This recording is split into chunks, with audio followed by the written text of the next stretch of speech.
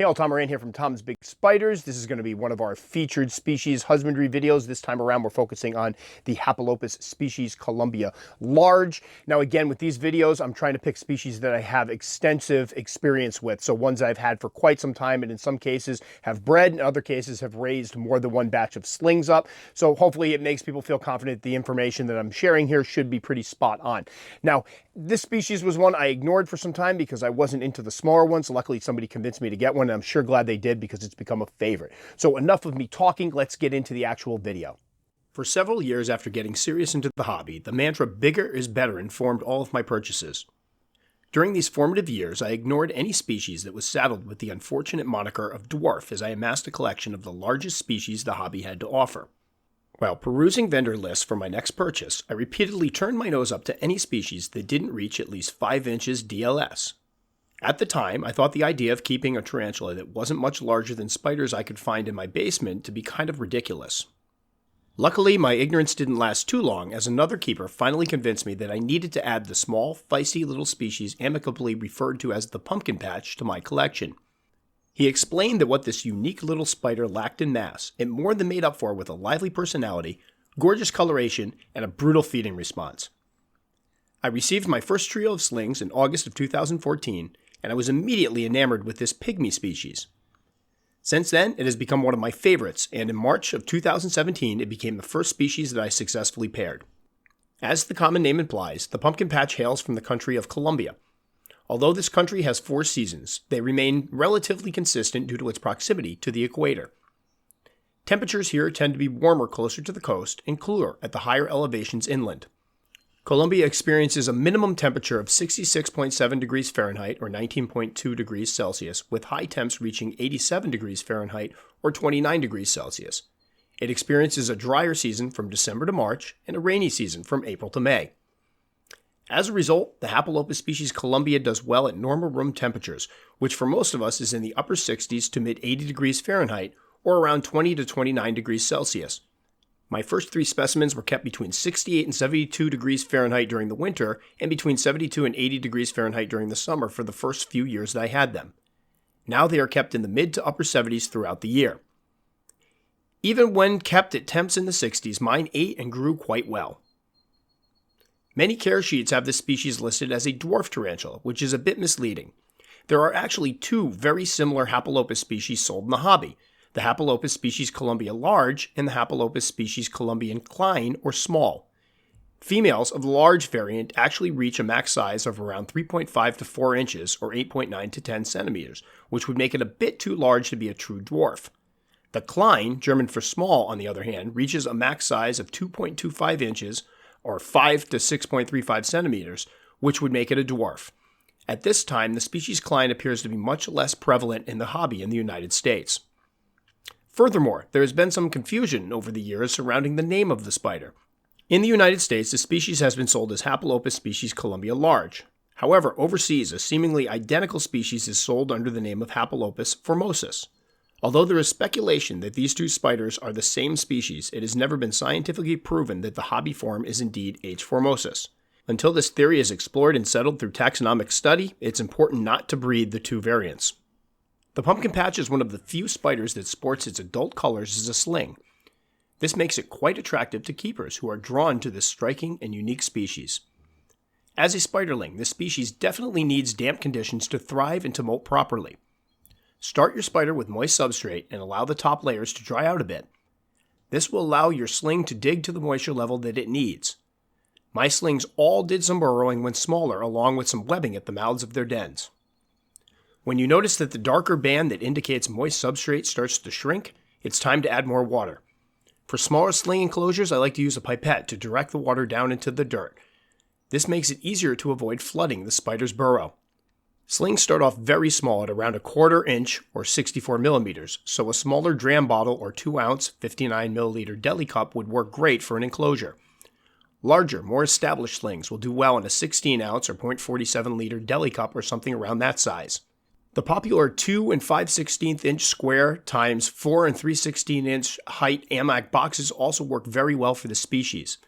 As always, feel free to experiment with what works for you, but just be sure to keep the ventilation holes small enough that they do not permit escape. As a rule of thumb, if a spider can get its carapace or body through a hole, it can escape. If the enclosure size permits, I like to add cork bark in a water dish. For my first 3 slings, I used size 13 dram vials for their enclosures. All 3 burrowed into the deep soil, which made it a bit more tricky to keep an eye on them. With my second batch of 8 slings from the sack I produced, I kept 2 in dram vials and the rest in 2-ounce deli cups. As the deli cups offered less substrate depth, they couldn't burrow as deeply. This made it a bit easier to keep track of them. Both batches of slings did well and grew to adulthood. There are many types of appropriate substrates for spiders, including cocoa fiber, peat, and regular topsoil.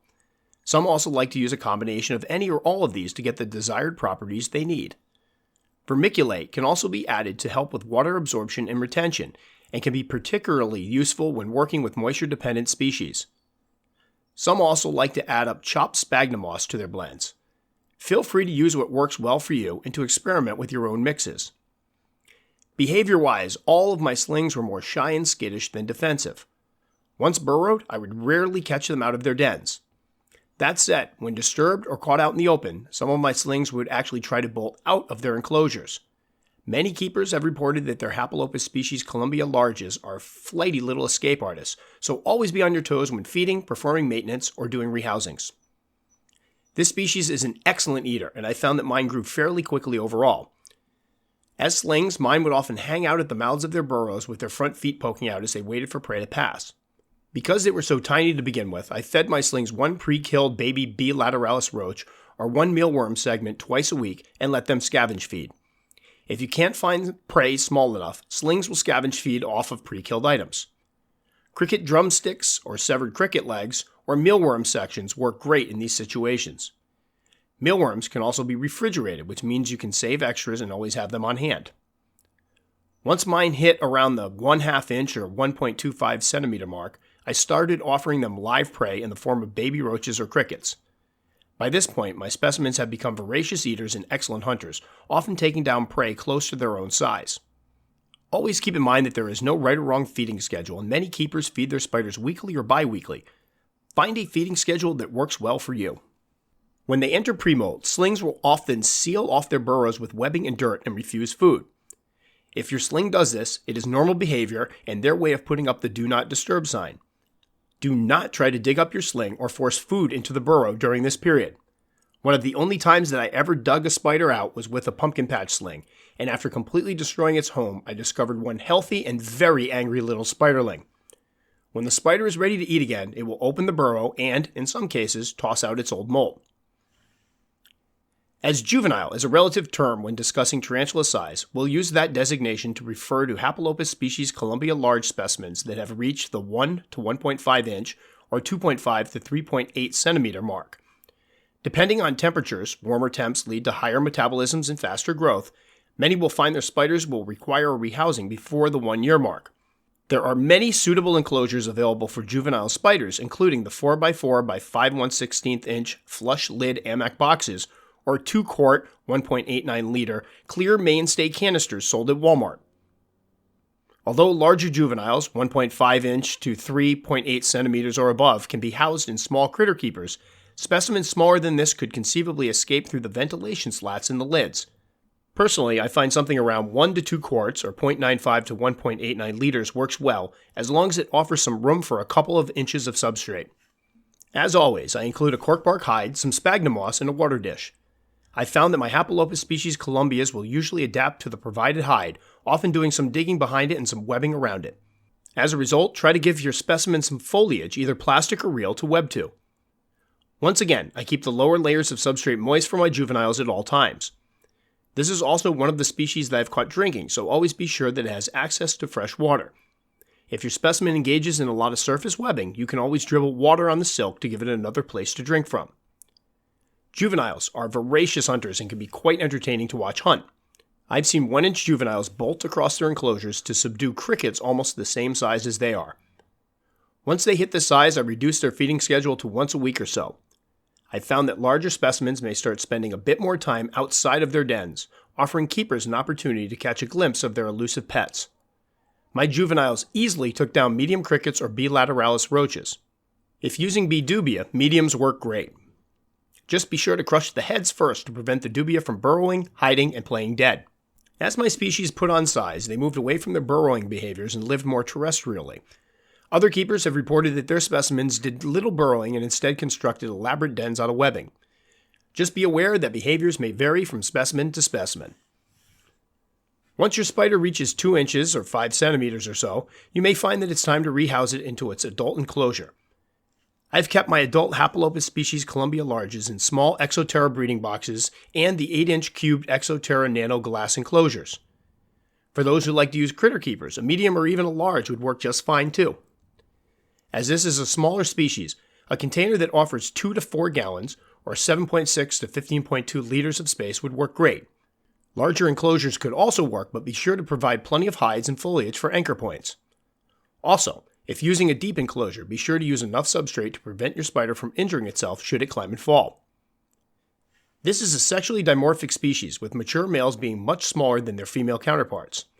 I've had a male mature in under a year at a very gangly 2.5 inches or 6.3 centimeters. In comparison, my large female is now a hefty 3.5 inches or 8 centimeters, and it took her close to 3 years to reach sexual maturity. Adults may continue to do some burrowing, so any enclosure has to leave room for a few inches of substrate.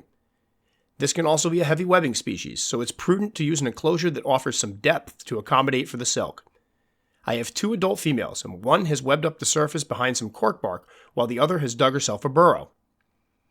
It's important to note that many folks also report that their specimens can be little escape artists, sometimes bolting out of their enclosures as opposed to retreating to their dens when disturbed. As for temperament, I've raised 11 of the pumpkin patches to adulthood, and I've never received a single threat posture, and I've only experienced 2 instances where one kicked hairs. I've found that mine have been skittish, but not very defensive. That said, temperaments can vary from specimen to specimen. Young adult and adult specimens can easily take down large crickets, medium B. dubia roaches, B. lateralis roaches, or superworms. As with my juveniles, I generally feed my young adults once a week. Keep in mind that if you're feeding your tarantula bigger meals, you can offer food less often. Again, if your specimen stops eating and barricades itself in its burrow, it is likely in pre-molt. When this occurs, keep water available, moisten down a corner of the substrate, and wait for it to reopen its burrow. Now, there has been some recent discussion about whether the Hapalopus species Columbias require moist substrate as adults. Although the species seems to be adaptable, I always provide my adults with some moist substrate, which they seem to appreciate. When it gets too dry, I have witnessed my spiders lingering around on their water dishes. I would advise to always keep a corner of the substrate moist and the water dish full. On April 20th, 2017, I was able to successfully pair one of my adult females.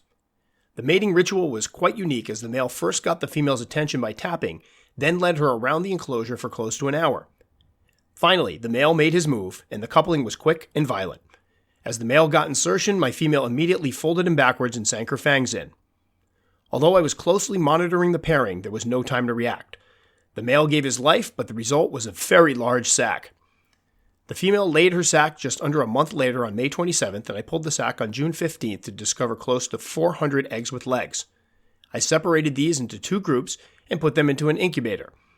Although there are several ways to incubate eggs with legs, I used coffee filters placed into 16-ounce deli cups. These I placed into a large enclosure with several layers of damp paper towels. On June 24th, the eggs with legs molted to first instar. As mentioned earlier, the tiny slings all had their adult colorations, and although I separated many of them early on, I did keep a couple groups of 20 together until well past the second instar. These slings would group feed on sections of pre-killed mealworms without friction. Now, many folks will ask if the Hapalopus species Colombia large can make for a good beginner species, and the responses tend to be split. On the one hand, many keepers will argue that this hardy, relatively fast-growing New World spider can make an exciting beginner species for a new keeper who is aware of its speed and feisty attitude. Others will argue that the need for moisture, especially early on, as well as their speed and propensity to bolt out of enclosures would make them a handful for someone more accustomed to the slower and more sedentary beginner tarantulas. I tend to lean toward the Hapalopus species Colombia large being more of an intermediate tarantula, but it's obvious that many new keepers can do just fine with them. So whether you're looking at getting into smaller tarantula species or you're just searching for a unique-looking spider with loads of personality, you should definitely give the Hapalopus species Colombia large a look. All right, so again, the beginner species thing comes up quite a bit with these guys. And as a matter of fact, when I did my recent beginner species video, they got several votes. I think it really comes down to the individual keeper. I think for some folks, they would make a great beginner species. I think for others, the moisture dependency early on, the teeny size as slings, and the fact that they can be quite skittish and fast, and sometimes they'll be a little escape artists, could be a bit of a turnoff. So again, if you're looking into them, just be aware of these and make sure you do your research before you pick one up. But on the cool side, the slings, although tiny, do have their adult colors, which makes them quite neat, and they grow very quickly. So awesome species all around. It is one that I will look to breed again in the future. We'll see how large the sac is. When I was doing research, I read that the sac were around 90 or so, and we ended up with close to 400. So that might have something to do with her eating the male. There's a lot of thought out there that sometimes when the females eat the male, you end up with a larger sac overall. Not sure, but this does seem like evidence that points to there could be some truth to that. So anyway, thanks so much for watching the video. As always, if you want to check out some more videos, you'll find them over here. If you liked it enough that you'd like to subscribe, very much appreciated. You can click that circle right up there. Please feel free to leave a comment. I answer all comments. It can take me a couple days because I tend to get a lot of them, but I love hearing from people and being able to discuss these amazing animals. Considering what's going on out in the world right now, please keep yourself and your family safe, and I'll catch you guys all next time.